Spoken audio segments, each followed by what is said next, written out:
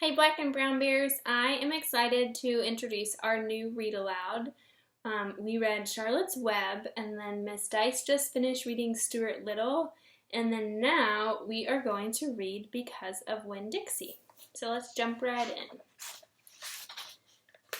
Because of Winn, Dixie by Kate DiCamillo. Chapter 1.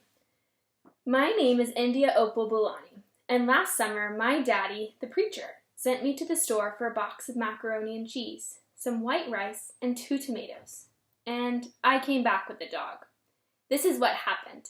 I walked into the produce section of the Winn-Dixie grocery store to pick out my 2 tomatoes, and I almost bumped right into the store manager.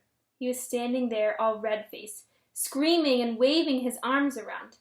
"Who let this dog in here?" he kept on shouting. "Who let a dirty dog in here?" At first, I didn't see a dog. There were just a lot of vegetables rolling around on the floor, tomatoes and onions and green peppers, and there was what seemed like a whole army of Winn-Dixie employees running around, waving their arms, just the same way the store manager was waving his. And then the dog came running around the corner. He was a big dog, and ugly. And he looked like he was having a real good time. His tongue was hanging out, and he was wagging his tail. He skidded to a stop and smiled right at me. I had never before in my life seen a dog smile, but that is what he did. He pulled back his lips, and he showed me all his teeth. Then he wagged his tail so hard that he knocked over some oranges off a display, and they went rolling everywhere, mixing in with the tomatoes and onions and green peppers. The manager screamed, "Somebody grab the dog!" The dog went running over to the manager, wagging his tail and smiling. He stood up on his hind legs. You could tell that all he wanted to do was get face to face with the manager and thank him for the good time he was having in the produce department. But somehow he ended up knocking the manager over, and the manager must have been having a bad day because lying there on the floor, right in front of everybody, he started to cry.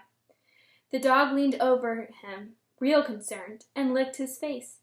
"Please," said the manager, "somebody call the pound." "Wait a minute," I hollered. "That's my dog. Don't call the pound."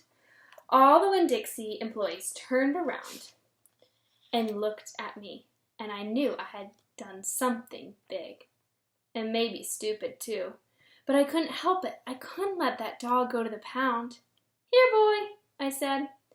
The dog stopped licking the manager's face and put his ears up in the air and looked at me, like he was trying to remember where he knew me from.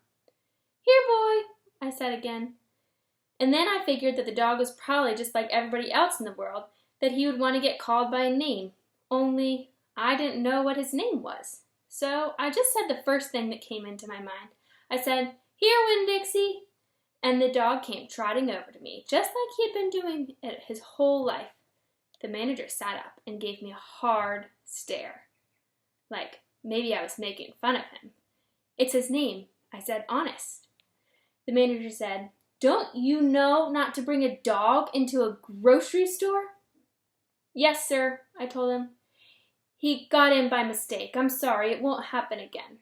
"Come on, Winn-Dixie," I said to the dog. I started walking, and he followed along behind me as I went out of the produce department and down the cereal aisle and past all the cashiers and out the door. Once we were safe outside, I checked him over, real careful, and he didn't look that good. He was big, but skinny. You could see his ribs, and there were bald patches all over him, places where he didn't have any fur at all. Mostly, he looked like a big piece of brown carpet that had been left out in the rain. "You're a mess," I told him. "I bet you don't belong to anybody." He smiled at me. He did that strange thing again, where he pulled back his lips and showed his teeth. He smiled so big that it made him sneeze. It was like he was saying, "I know I'm a mess. Isn't it funny?" It's hard not to immediately fall in love with a dog who has a good sense of humor. "Come on," I told him. "Let's see what the preacher has to say about you." And the 2 of us, me and Winn-Dixie, started walking home. And that's the end of chapter 1. We'll be back soon with Chapter 2.